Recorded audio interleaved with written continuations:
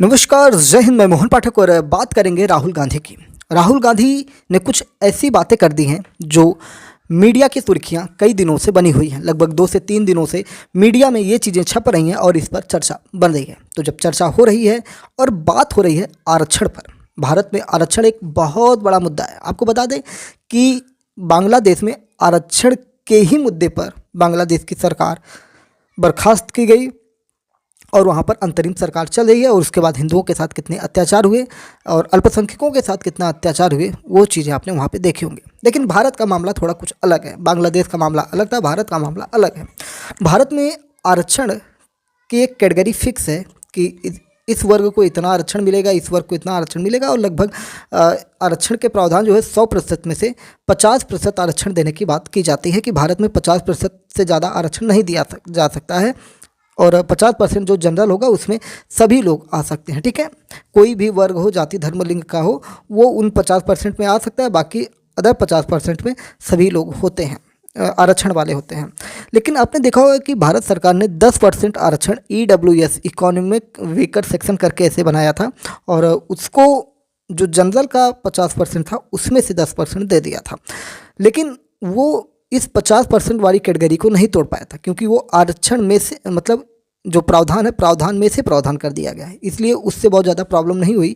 लेकिन यहाँ अगर हम देखें तो राहुल गांधी ने कहा कि आरक्षण में 50% की जो दीवार है उसको हम तोड़ेंगे। और ऐसा उन्होंने कहा CWC की बैठक में कहा। CWC क्या है उस पर भी चर्चा हम आगे करेंगे। राहुल गांधी ने क्या कहा उसकी हम बात करेंगे। आपको बता दें कि CWC की बैठक जो थी अहमदाबाद में आयोजित थी, कांग्रेस अधिवेशन। ठीक है, में लोकसभा के नेता प्रतिपक्ष, नेता पक्ष होता है और नेता प्रतिपक्ष होता है। तो राहुल गांधी जी नेता प्रतिपक्ष है। उन्होंने अपनी पार्टी के इतिहास के बारे में लोगों को बताया। उन्होंने कहा कि 100 साल पहले महात्मा गांधी कांग्रेस पार्टी के अध्यक्ष हुआ करते थे और 150 साल पहले सरदार पटेल जी का जन्म हुआ था। ये दोनों कांग्रेस पार्टी की नींव हैं। और उन्होंने कहा कि मैं पिछड़ों के लिए काम कर रहा हूँ। यानी कि जो भारत की धरोहरें हैं, जैसे सरदार पटेल हैं, महात्मा गांधी हैं, इन लोगों का नाम लेकर कहीं ना कहीं इमोशनल टच कराया अपने कार्यकर्ताओं को। क्योंकि आप जानते ही हैं कि कांग्रेस का ग्राफ जो है बिल्कुल रसातल में चला गया है, लगातार चुनाव हारना। और जिनके साथ गठबंधन करते हैं, गठबंधन करने वालों के साथ वो भी पार्टी लगभग समाप्ति हो जाती है। ऐसा आपने अनुभव किया होगा पिछले 1 दशक में कांग्रेस की हालत कितनी बुरी हो गई। तो जब इनकी बैठक होती है तो अपने लोगों को मोटिवेट करते हैं। तो महात्मा गांधी, सरदार पटेल जैसे लोगों का नाम लेकर ये मोटिवेट कर रहे हैं। AICC के अधिवेशन में नेता विपक्ष राहुल गांधी ने कहा कि तेलंगाना में जाति जनगणना करके हमने एक क्रांतिकारी कदम उठा लिया है। उन्होंने कहा कि हमें पता लगाना है कि इस देश में किसकी कितनी भागीदारी है। बिहार में नारा चला था कि जिसकी जितनी भागीदारी उसकी उतनी हिस्सेदारी, यानी कि जिसकी जितनी जनसंख्या होगी उसी हिसाब से उसको आरक्षण दिए जाएंगे। और वहाँ पे जाति जनगणना भी करवाई गई। खैर उसका बहुत ज़्यादा असर देखने को नहीं मिला। उन्होंने कहा कि मैंने संसद में प्रधानमंत्री मोदी से कहा कि आप जाति जनगणना कराइए। देश को मालूम होना चाहिए कि दलित कितने हैं, पिछड़े कितने हैं, गरीब जनरल वर्ग के कितने लोग हैं।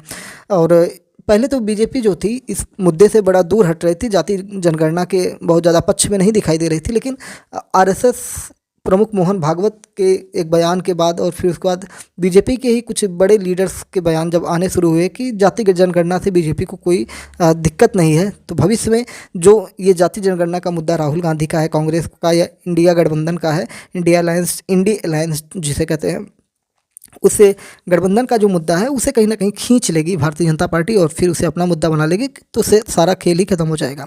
आपको बता दें कि कांग्रेस नेता राहुल गांधी ने कहा कि प्रधानमंत्री मोदी और RSS ने साफ कर दिया है कि हम जातिगत जनगणना नहीं कराना चाहते हैं। जबकि ये बात थोड़ी सी इन्होंने कहा, मैं उसको अब इन्होंने कह दिया है तो मैं क्यों काटूं।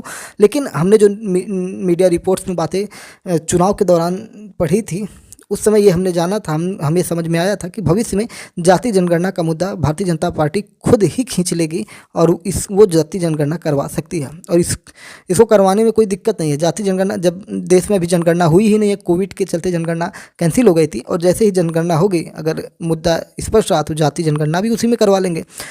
लेकिन राहुल गांधी कह रहे हैं कि ऐसा इन्होंने कहा कि वो जाति जनगणना नहीं करवाएंगे।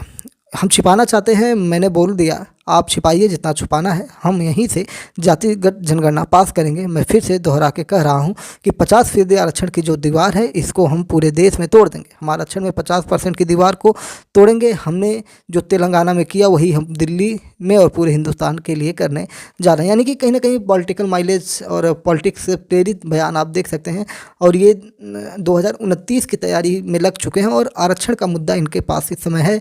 और जो गरीब तबका है उन लोगों को लोक लुभावने वादे इनके द्वारा किए जा रहे हैं और इसका लाभ भी इनको मिल सकता है। ऐसा नहीं है कि लाभ नहीं मिलेगा। जब भाई कौन है जो आरक्षण नहीं लेना चाहता है। आरक्षण बिना कुछ किए अगर कुछ मिल जाए तो बढ़िया है। तो आरक्षण लेने के लिए तो हर कोई वोट दे देना चाहेगा।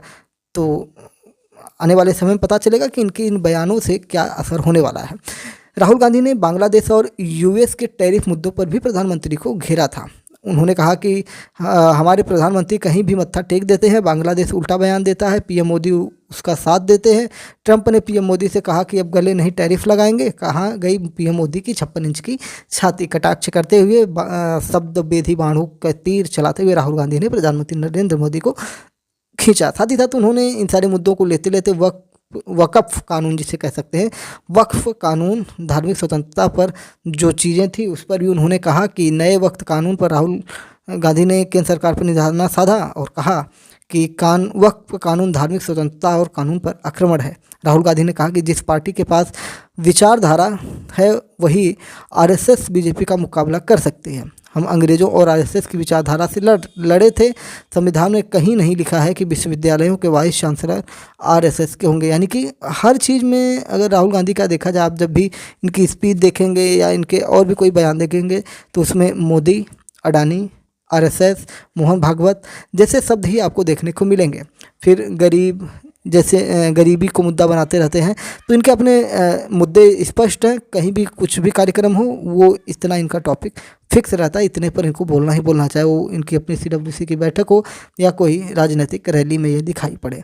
तो उम्मीद है कि चीज़ें आपको समझ में आई होंगी। 50% जो आरक्षण की बात की जा रही है, उन आरक्षण को हटाने के लिए, या हटाना नहीं, उन आरक्षण को और ज़्यादा देने के लिए, मान लीजिए जाति जनगणना होती है किसी जगह पे या देश में, किसी जाति वर्ग का एक बड़ा हिस्सा आ गया और वो आरक्षण की कैटेगरी में आता है, तो उसके आरक्षण संख्या को, उसके आरक्षण परसेंटेज को बढ़ा के थोड़ा सा बढ़ाया जा सकता है, जिससे उन लोगों को लाभ मिले, त्वरित लाभ मिले और भविष्य में भी लाभ मिले और इन सब चीज़ों से उनको कहीं ना कहीं उनके अधिकारों का संरक्षण हो, ऐसा राहुल गांधी का मानना है। तो राहुल गांधी अपनी तरफ से पूरी कोशिश कर रहे हैं 50% आरक्षण की जो दीवार है उसको तोड़ने के लिए। बाकी भविष्य में क्या होगा, चुनाव जीतेंगे तभी ना कुछ करेंगे। तो इनको चुनाव जीतने के लिए पहले मेहनत करना पड़ेगा, जनता से वोट लेना पड़ेगा, फिर उसके बाद लोकसभा राज्यसभा से बिल बनाकर ये पास कर लेंगे। इतनी भी आसान नहीं होगी, वहाँ भी भारी विरोध का सामना करना पड़ सकता है। चलिए फिर मिलते हैं। राहुल गांधी को ढेर सारी शुभकामनाएं उनके अपने उज्जवल भविष्य के लिए। जय नमस्कार, भारत माता की जय।